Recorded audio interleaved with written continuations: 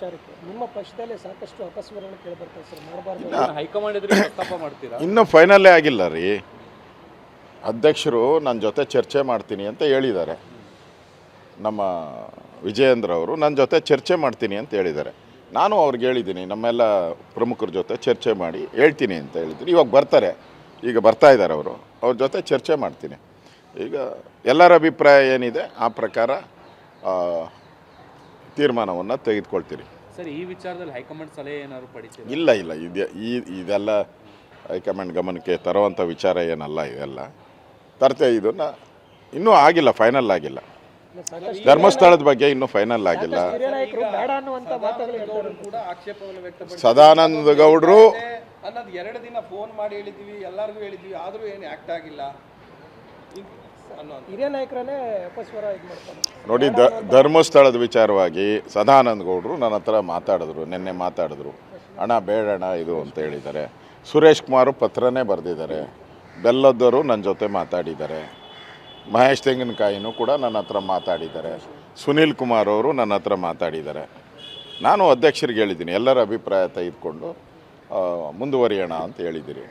ಅದಕ್ಕೆ ಈಗ ಎಲ್ಲರ ಬೇಡ ಅಂತ ಹೇಳಿರೋದ್ರಿಂದ ಈಗ ಬರ್ತಾ ಇದ್ದಾರೆ ಅಧ್ಯಕ್ಷರು, ಚರ್ಚೆ ಮಾಡಿ. ವಿಚಾರದಲ್ಲಿ ಅವ್ರು ಹೇಳಿದ್ದು 2 ದಿನಗಳ ಮುಂಚೆನೇ ಇಂಥದ್ದೊಂದು ಕಡೆ ನಡೀತಾ ಇದೆ ಅಂತ ಹೇಳಿದ್ರು ಏನು ಆಕ್ಟ್ ಮಾಡಲಿಲ್ಲ ನಮ್ಮವರು.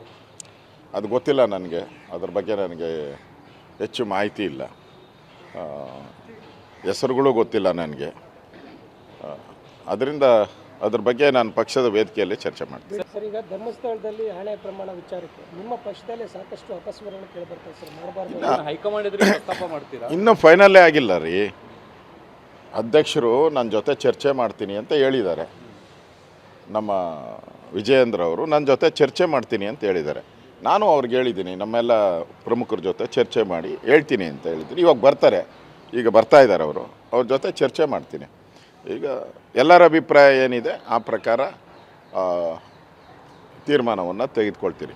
ಸರ್, ಈ ವಿಚಾರದಲ್ಲಿ ಹೈಕಮಾಂಡ್ ಸಲಹೆ ಏನಾದ್ರು ಪಡಿತೀರಾ? ಇಲ್ಲ ಇದೆಲ್ಲ ಹೈಕಮಾಂಡ್ ಗಮನಕ್ಕೆ ತರುವಂಥ ವಿಚಾರ ಏನಲ್ಲ. ಇದೆಲ್ಲ ತರ್ತೆ. ಇದನ್ನು ಇನ್ನೂ ಆಗಿಲ್ಲ, ಫೈನಲ್ ಆಗಿಲ್ಲ. ಧರ್ಮಸ್ಥಳದ ಬಗ್ಗೆ ಇನ್ನೂ ಫೈನಲ್ ಆಗಿಲ್ಲ. ಹಿರಿಯ ನಾಯಕರು ಬೇಡ ಅನ್ನುವಂತ ಮಾತುಗಳು ಕೂಡ ಆಕ್ಷೇಪವನ್ನು ವ್ಯಕ್ತಪಡಿಸಿದ್ದಾರೆ. ಸದಾನಂದ ಗೌಡರು ಅನ್ನೋದು 2 ದಿನ ಫೋನ್ ಮಾಡಿ ಹೇಳಿದ್ವಿ, ಎಲ್ಲರಿಗೂ ಹೇಳಿದ್ವಿ, ಆದರೂ ಏನು ಆಕ್ಟ್ ಆಗಿಲ್ಲ. ಹಿರಿಯ ನಾಯಕರನ್ನೇ ಅಪಸ್ವರ ಇದು ಮಾಡ್ತಾರೆ ನೋಡಿ. ಧರ್ಮಸ್ಥಳದ ವಿಚಾರವಾಗಿ ಸದಾನಂದ ಗೌಡರು ನನ್ನ ಹತ್ರ ಮಾತಾಡಿದ್ರು, ನಿನ್ನೆ ಮಾತಾಡಿದ್ರು. ಹಣ ಬೇಡಣ ಇದು ಅಂತ ಹೇಳಿದ್ದಾರೆ. ಸುರೇಶ್ ಕುಮಾರು ಪತ್ರನೇ ಬರೆದಿದ್ದಾರೆ. ಬೆಲ್ಲದವರು ನನ್ನ ಜೊತೆ ಮಾತಾಡಿದ್ದಾರೆ. ಮಹೇಶ್ ತೆಂಗಿನಕಾಯಿನೂ ಕೂಡ ನನ್ನ ಹತ್ರ ಮಾತಾಡಿದ್ದಾರೆ. ಸುನೀಲ್ ಕುಮಾರ್ ಅವರು ನನ್ನ ಹತ್ರ ಮಾತಾಡಿದ್ದಾರೆ. ನಾನು ಅಧ್ಯಕ್ಷರಿಗೆ ಹೇಳಿದ್ದೀನಿ, ಎಲ್ಲರ ಅಭಿಪ್ರಾಯ ತೆಗೆದುಕೊಂಡು ಮುಂದುವರಿಯೋಣ ಅಂತ ಹೇಳಿದ್ದೀರಿ. ಅದಕ್ಕೆ ಈಗ ಎಲ್ಲರ ಬೇಡ ಅಂತ ಹೇಳಿರೋದ್ರಿಂದ ಈಗ ಬರ್ತಾ ಇದ್ದಾರೆ ಅಧ್ಯಕ್ಷರು, ಚರ್ಚೆ ಮಾಡಿ. ವಿಚಾರದಲ್ಲಿ ಅವ್ರು ಹೇಳಿದ್ದು 2 ದಿನಗಳ ಮುಂಚೆನೇ ಇಂಥದ್ದೊಂದು ಕಡೆ ನಡೀತಾ ಇದೆ ಅಂತ ಹೇಳಿದ್ರು ಏನು ಆಕ್ಟ್ ಮಾಡಲಿಲ್ಲ ನಮ್ಮವರು. ಅದು ಗೊತ್ತಿಲ್ಲ ನನಗೆ, ಅದ್ರ ಬಗ್ಗೆ ನನಗೆ ಹೆಚ್ಚು ಮಾಹಿತಿ ಇಲ್ಲ. ಹೆಸರುಗಳು ಗೊತ್ತಿಲ್ಲ ನನಗೆ.